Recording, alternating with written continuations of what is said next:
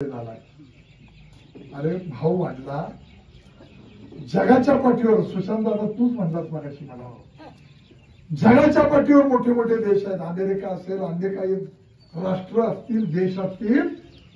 त्या कोरोना नंतर सगळे देश हे आर्थिक मंदीमध्ये गेलेले आहेत. एक भारत देश आहे की ज्याच्यामध्ये आर्थिक मंदी आली नाही. टिकवलं मोदी साहेबांनी, लस दिली. काय अवस्था होती हो कोरोनाच्या काळात. छातीला हात लावून सांगा, आपला भाऊबंद कुठं पुण्या मुंबईला होता, शेजाऱ्या पाजाऱ्यानं कळवलं तर त्याला गावात घेतलं जात होतं का. माणसं काय अवस्था होती अहो. कुठं काय एखाद्याच्या घरात झालं तर सिव्हिल मधली माणसं तिथं त्या कोरोना झालेल्या पेशंटला हे करायची, मातीला जाऊन देत नव्हती. अशी अवस्था आपल्यावर आली होती. त्या मोदी साहेबांनी पुण्यात पुनावाला नावाचा एक मोठा इन्स्टिट्यूट आहे, त्याच्याकडे ही लस बनवून घेतली. देशातल्या सगळ्या लोकांना आपल्याला लस दिली नाही. त्यांनी अभिमानानं सांगितलं. आणि तुम्ही त्यांची चेष्टा करताय मोदी साहेबांची.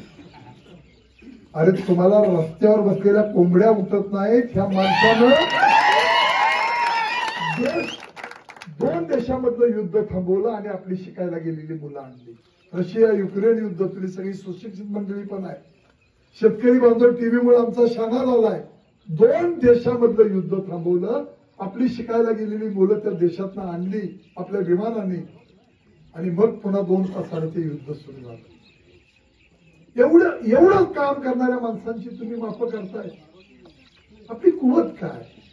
अरे आपण काय केलंय, किती लोकांना छळलंय. धडक योजनेच्या बाबतीमध्ये काय होतं, तिथं काय आडगेची बेडगेची माणसं आहेत, वड्डीची ढवळीची माणसं आहेत. अरे धडक योजना साखर कारखान्यानं या राज्य सरकारकडनं फुकट घेतल्या, त्यांची एनओसी दिली नाही. 15 वर्ष योजना बंद राहिल्या. त्या परिसरामध्ये या धडक योजनेच्या लाभक्षेत्रामध्ये शेतकरी होते, त्यांना पाणी मिळालं नाही. प्यायच्या पाण्याची अवस्था वाईट झाली. इतका त्रास. सकाळी मी कर्नाळला गेलो होतो. एक शेतकरी उठला, थांबा म्हणला जरा. म्हणलं गडी काय, जरा पाहुण्याचं गाव आहे पन्हाळकरांच्या, काय विचारतोय म्हणलं. जरा थांबलो मी. काय म्हणला, काका मोर्चाला राजू शेट्टीच्या गेलो, आमचा ऊस नेला नाही म्हणला. अडसाली ऊस नेलेला आहे. दुसऱ्या कारखान्यांच्या टोळ्या आणल्या. तुम्हाला भेटलो, तुम्ही फोन केले, काही तासगाव कारखान्याला गेला. असं जर तुम्ही लोकांना भेटी धरायला लागला,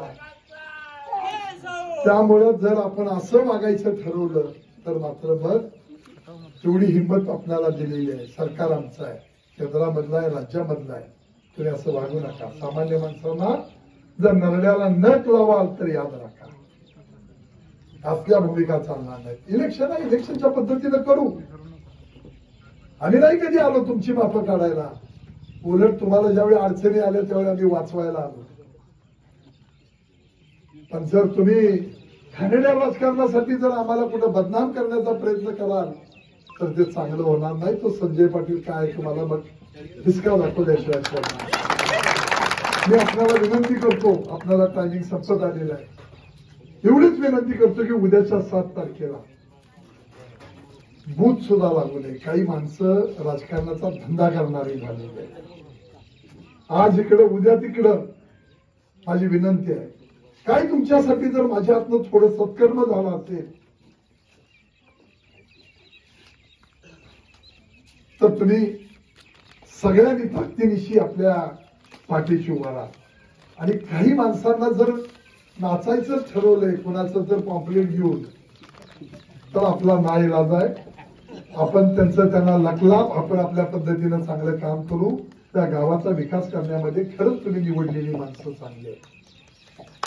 खरंच निवडलेली माणसं चांगली आहेत. गावाचा विकास करा. पिंटू आला आमचा, 29 कामं त्यानं वाचली. पिंटू आलेत ना, पिंटू. हा, ह्या गावामध्ये तर तुमच्या आणि 2-3 कामं जास्त आहेत.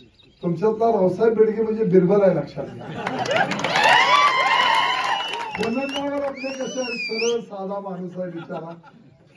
काय जास्त लागलं तर नाही तर त्या सगळ्या भूमिका अतिशय चांगल्या पद्धतीने गावात चालले. सुरेश भाऊ सारखा एक लोकप्रतिनिधी राज्याच्या मंत्रिमंडळामध्ये आहे. मी आपला अधिक वेळ घेत नाही.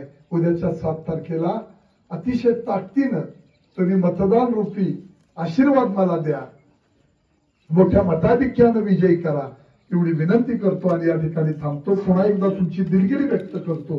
मला उशीर झाला, तुम्ही खूप वेळ वाट बघत बसला, दिलगिरी व्यक्त करतो.